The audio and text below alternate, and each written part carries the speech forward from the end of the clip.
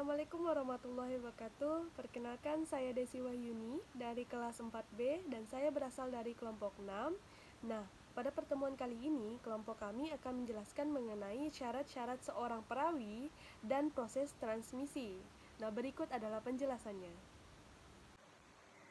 Nah, yang pertama itu mengenai pengertian dari rawi. Nah, rawi menurut bahasa itu berasal dari kata riwayah, yang merupakan bentuk masdar dari kata kerja rawa yarwi, yang berarti memindahkan atau meriwayatkan. Menurut ilmu, hadis rawi itu adalah orang yang meriwayatkan hadis. Nah, sedangkan menurut istilah yaitu orang yang memindahkan atau menuliskan hadis dengan sanadnya baik itu laki-laki maupun perempuan. Salah satu cabang dari penelitian hadis itu adalah penelitian terhadap rawi hadis, baik itu menyangkut sisi positif maupun sisi negatif dari perawi. Nah, ilmu ini dikenal dengan istilah ilmu jarh dan ta'dil. Nah, ilmu ini itu membahas tentang kondisi perawi, apakah dapat dipercaya, handal, jujur, adil, dan tegas, atau sebaliknya. Nah, jarh dan ta'dil ini sebenarnya berasal dari ilmu rijalul hadis. Mustafa Al-Sabai memasukkan ilmu ini sebagai salah satu ilmu yang paling berharga dalam ulum al-hadis.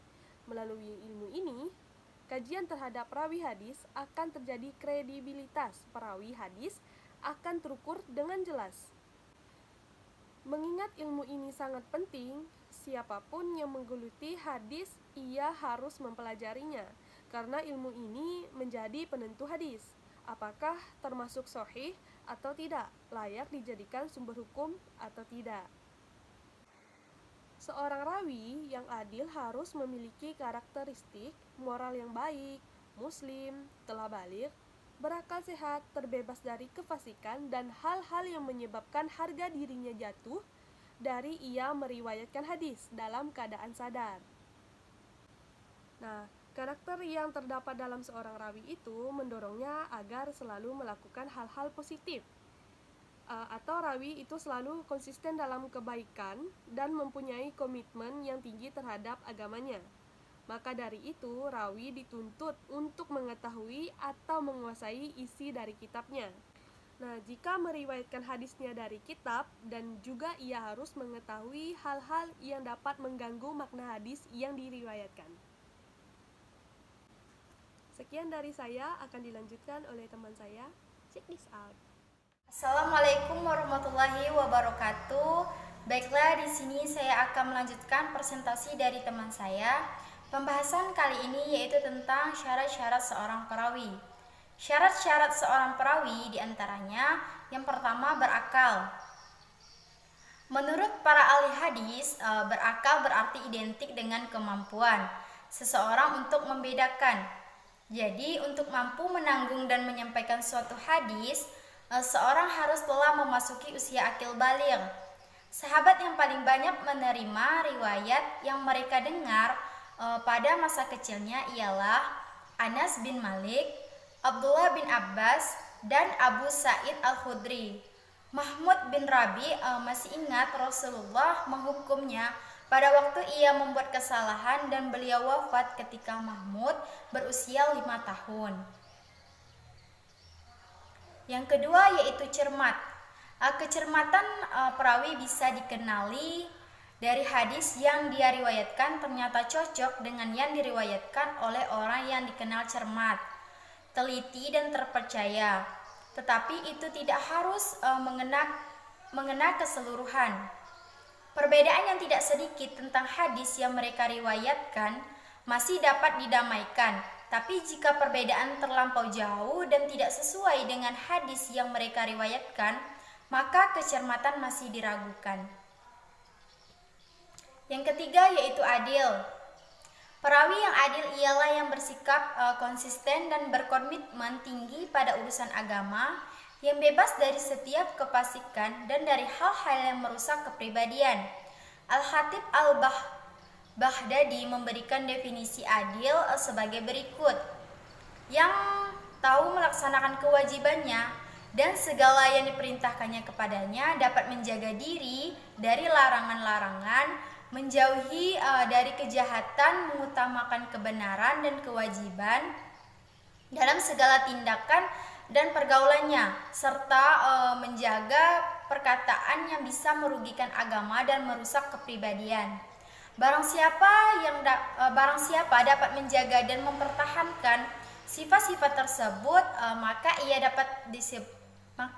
dapat disebut bersikap adil bagi agamanya dan hadisnya diakui kejujurannya. Yang terakhir yaitu muslim. Mengenai syarat keislaman itu sudah jelas. Seorang rawi harus meyakini dan mengerti akidah Islam karena dia meriwayatkan hadis atau kabar yang berkaitan dengan hukum-hukum, urusan dan tasyri' agama Islam. Jadi dia membantu tanggung jawab untuk urusan memberi pemahaman tentang semuanya kepada manusia. Namun syarat Islam sendiri hanya berlaku ketika seorang menyampaikan hadis, bukan ketika membawa atau menanggungnya. Sekian yang bisa saya sampaikan, selanjutnya akan dilanjutkan oleh teman saya. Sekian dan terima kasih. Assalamualaikum warahmatullahi wabarakatuh. Saya Samiah ingin melanjutkan presentasi dari teman saya, yaitu tentang tahammul wal ada dan sigot-sigotnya. Tahammul dalam bahasa artinya menerima dan ada artinya menyampaikan. Jika digabungkan dengan kata al-hadis, maka tahammul hadis merupakan kegiatan menerima riwayat hadis. Tahammul wal ada adalah mengambil atau menerima hadis dari salah seorang guru dengan salah satu cara tertentu dan proses mengajarkannya atau meriwayatkannya hadis dari seorang guru kepada muridnya. Cara menerima hadis ada 8 cara, yaitu yang pertama, mendengar al-sama', yaitu mendengarkan langsung dari guru. Simak mencakup imlaq dan tahdis, narasi atau memberi informasi. Seorang rawi diperbolehkan untuk mengatakannya dalam periwayatannya, seperti seorang guru meriwayatkan hadis ini kepada kami. Yang kedua, membaca atau al-qiraah, yaitu si pembaca menyuguhkan hadisnya ke hadapan gurunya dalam periwayatannya. Yang ketiga ada ijazah, al-ijazah, yaitu memberikan izin dari seorang kepada orang lain. Ijazah ini dapat dilakukan dengan cara lisan, bisa juga dengan cara tertulis, seperti aku berikan ijazah padamu untuk meriwayatkan seluruh hadis yang terdapat dalam kitab Syekh Al-Bukhari.